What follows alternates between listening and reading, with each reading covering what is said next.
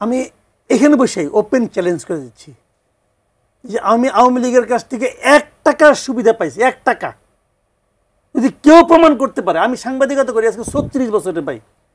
এই 36 বছরে আওয়ামী লীগের কোনো একজন সদস্য বাদ দেন, আওয়ামী লীগ পার্টি করে তাও বাদ দেন, আওয়ামী লীগের এমপি মন্ত্রী বাদ দেন, আওয়ামী লীগের ব্যবসায়ী একটা লোককে কেউ যদি বলতে পারে যে মাসুদ কামাল আমার কাছ থেকে 5 টাকা নিছে। ভাই আমি একটু যতটুকু বুঝতে পারছি গত 17 বছরের কথা উনি বলেন নাই, উনি বলছেন গত 1.5 বছরে আপনি আওয়ামী লীগকে ফ্যাসিলিটেট করার চেষ্টা গত 1.5 বছর অর্থনৈতিক ভবিষ্যৎ সুবিধার জন্য। আমি যদি সরকারের সমালোচনা করি, সরকারের একটা কাজের, আমি টু দ্য পয়েন্টে কথা বলি ভাই। আমার কাছে লজিক ছাড়া কিচ্ছু নাই, নো ইমোশন। আমার সঙ্গে আলাপ করতে হলে লজিক নিয়ে আলাপ করবেন, যুক্তি দিয়ে কথা বলবেন, তথ্যের উপর ডিপেন্ড করে কথা বলবেন। আমার যে সমস্ত লজিক এগুলি পারলে খণ্ডন করেন, যখন খণ্ডন করতে না পারেন তখন বলেন ফ্যাসিস্টকে ফ্যাসিলিটেট করতেছি, তখন বলেন ফ্যাসিস্টে দালাল হয়ে গেছি।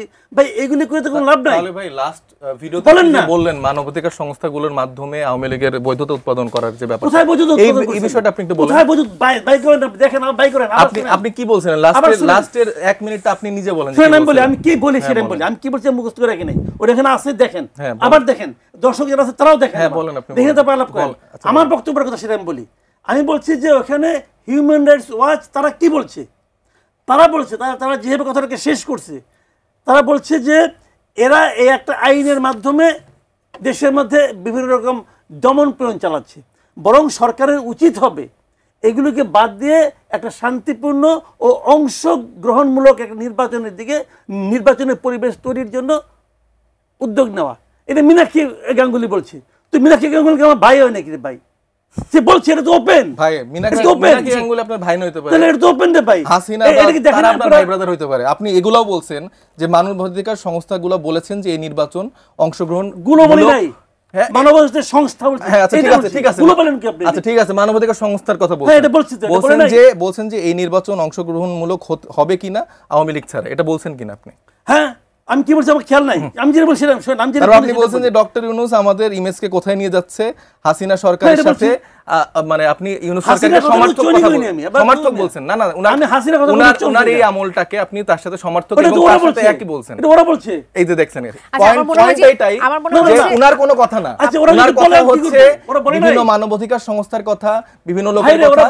এটা সে 40 মিনিট ধরে এই কথাগুলো অন্যের কথাগুলো ডেফিনেটলি আপনি ডে 1 থেকে অভ্যুত্থানের পরে আপনি দেখেন তার যে ক্রাইটেরিয়া, সেভাবে সে আস্তে আস্তে স্লোলি এই মতামতটাকে গ্রো করতেছে। এনসিপি গণ অধিকার পরিষদ নাকি এনসিপি বিএনপি নাকি এনসিপি জামাত, কোনটি আসলে হতে যাচ্ছে? আসলে দেখুন না, মানে আমরা বর্তমানে আসলে ব্যস্ত আছি আমাদের সাংগঠনিক কাজকর্ম নিয়ে। আমরা আসলে জুলাই সনদের জন্য আমরা মাঠে আছি। আমাদের যে জুলাইয়ের শহীদ আহত যে মানুষগুলো ছিল তাদের বিচারের যে প্রক্রিয়া, আওয়ামী লীগের যে বিচার করা, সেটার জন্য আমরা মাঠে লড়ছি। এখনই আসলে নির্বাচনের কোন জোটে যাব কি যাব এরকম আলাপটা আসলে আমরা বলতে চাই না। তবে নির্বাচন যত সামনে আসবে এই আলাপগুলোও উঠবে। এরকম আমাদের যারা রাজনৈতিক লিয়াজুর টিম আছে তারা বিভিন্ন রাজনৈতিক দলের সাথে কথা বসছে। তবে এখানে যদি কোনো জোটও হয়, আমরা প্রথমত চাই যে আমাদের মানে এককভাবে আমাদের যেই জায়গা থেকে আমরা মানুষের কথা বলেছি, আকাঙ্ক্ষার জায়গাগুলো বলেছি, সেটার বাস্তবায়নের জন্য আমরা কাজ করে যাব।